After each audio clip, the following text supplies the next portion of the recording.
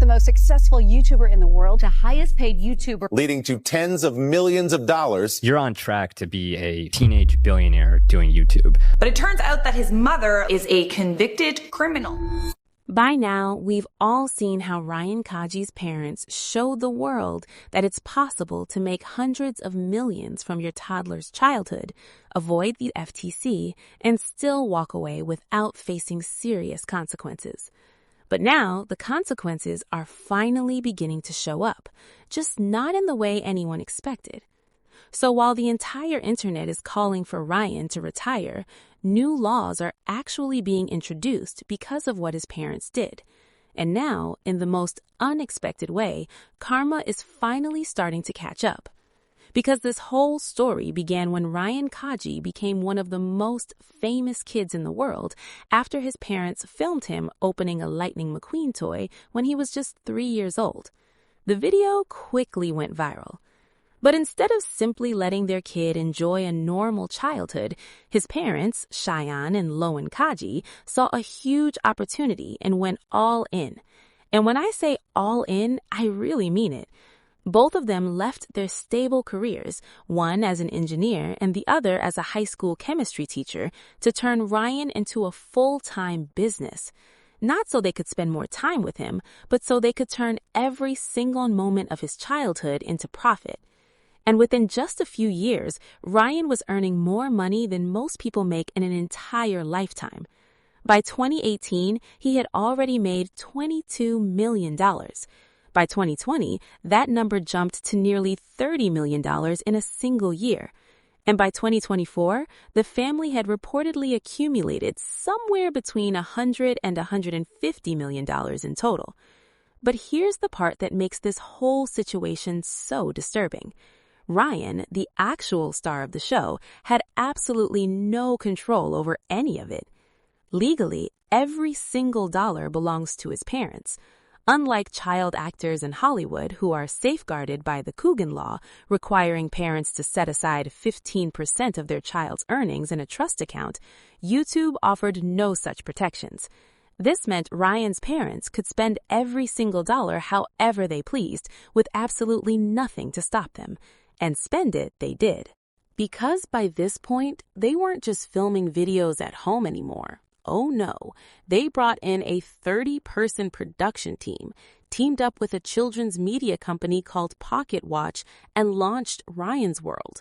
It quickly grew into a merchandise empire, generating over $250 million in retail sales by 2020. Ryan's World toys even hit the shelves at Walmart and Target. And it wasn't just toys. Everything from clothing and bedding to toothbrushes, face masks, and even video games carried his brand. The kid's face was literally everywhere. But through all of this, Ryan was just a child, completely unable to consent to having his entire life turned into a product and broadcast to millions. The real consequences people had anticipated finally began in 2019. That's when Truth in Advertising, a consumer watchdog group, filed a formal complaint with the Federal Trade Commission. And believe me, this was no small Mickey Mouse complaint. The complaint claimed that over 90% of Ryan's videos included paid product placements, but the disclosures were either completely missing or hidden deep in video descriptions, something preschoolers obviously couldn't read. Big brands like Walmart, Chuck E. Cheese, Colgate, and Lunchables were shelling out huge sums just to have Ryan showcase their products, and the kids watching had absolutely no clue they were being advertised to. The entire operation was crafted to blur the line between entertainment and advertising, and it was aimed squarely at children far too young to understand the difference. A few months after that complaint, members of Congress sent a letter to the FTC urging them to investigate and take enforcement action against child influencers, specifically citing Ryan's channel as a prime example. This was huge. Federal regulators were now paying serious attention, and lawmakers were applying pressure. Each violation could carry fines of over $43,000 per incident. With hundreds of potentially violating videos, the total fines could have easily reached tens of millions of dollars. But here's where it gets really frustrating. Despite all the pressure, the investigation, and the clear evidence, no confirmed penalty was ever publicly announced. The investigation seems to have either fizzled out or been quietly settled. We may never know the full story.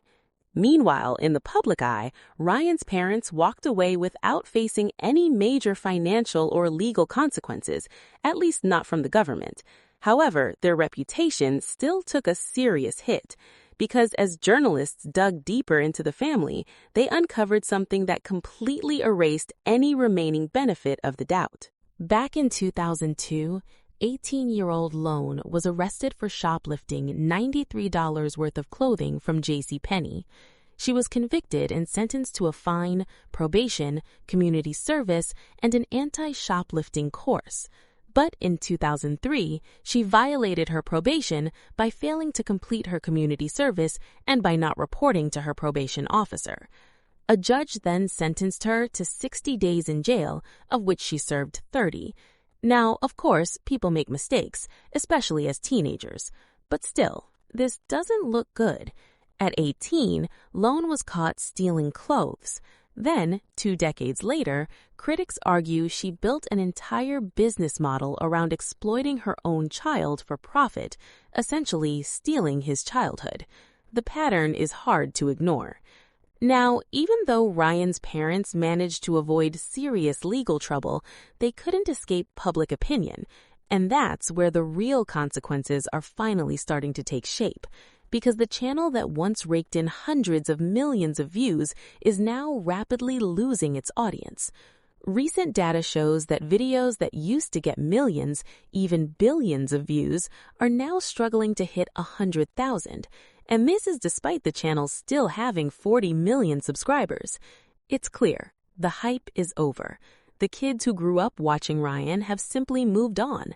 But the saddest part, while those kids got to grow up and move on, Ryan wasn't given the same chance. This sparked an entire online movement called #LetRyanRetire. Fans are demanding that his parents let him step away and live a normal life. People are highlighting that Ryan, now a teenager, is being forced to keep creating content aimed at toddlers. And honestly, it's both heartbreaking and uncomfortable to watch. The comment sections are brutal.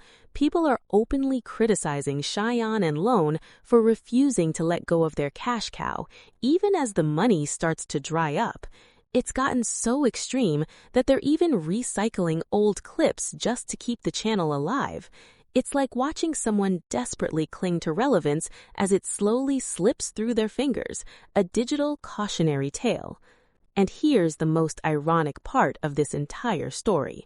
While Ryan's parents managed to avoid direct legal consequences, they unintentionally became the very reason child influencer laws were needed in the first place. Thankfully, in January 2026, Arizona's House Commerce Committee approved a landmark bill. It requires parents of child influencers to deposit a significant portion of their earnings into trust accounts that the kids can access when they turn 18. And what's wild